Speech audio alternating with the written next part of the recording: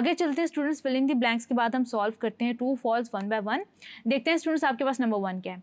Neon has 3 isotopes and the fourth one with atomic mass 20.18 AMU atomic mass unit, यानी कि students इन्होंने कहा है कि 3 आइसोटोप्स हैं but the fourth one with atomic mass is 20.18 AMU।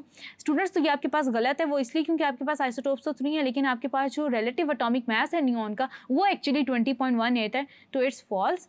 Then students आपके पास नंबर 2 है कि empirical formula gives the information about the total number of atoms present in the molecule, तो स्टूडेंट्स ये भी आपके पास फॉल्स है। ये आपको जस्ट एक होल नंबर रेशो दे रही होती है, जो एक्चुअल नंबर होता है वो आपको मॉलिक्यूलर फार्मूला बता रहा होता है। During combustion analysis magnesium chlorate is use to absorb water vapours, यानी कि वाटर एब्जॉर्प्शन के लिए आप यूज करते हैं, तभी स्टूडेंट्स आपको इनिशियल और फाइनल वेट में डिफरेंस पता चल जाता है। तो students it's true, molecular formula is the integral multiple of the empirical formula and the integral multiple can never be unity. तो स्टूडेंट्स याद रखेंगे आपके पास integer can be an integer can be a unity. तो students आपके पास ये आधी स्टेटमेंट फॉल्स है और आधी ट्रू है, यानी कि आपके पास ये फॉल्स है।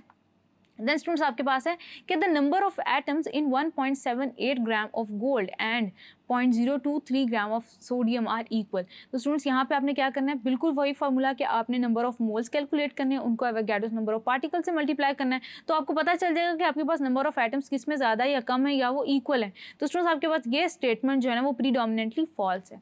Then students, the number of electrons in the molecules of carbon monoxide and nitrogen are 14 each. So 1 gram of each gas will have the same number of electrons. तो students याद रखिएगा कि आपके पास number of electrons दोनों में same है, तो 1 ग्राम के अंदर भी इनके जो इस पर्टिकुलर क्वांटिटी के अंदर भी इतने ही एग्जिस्ट करने होंगे।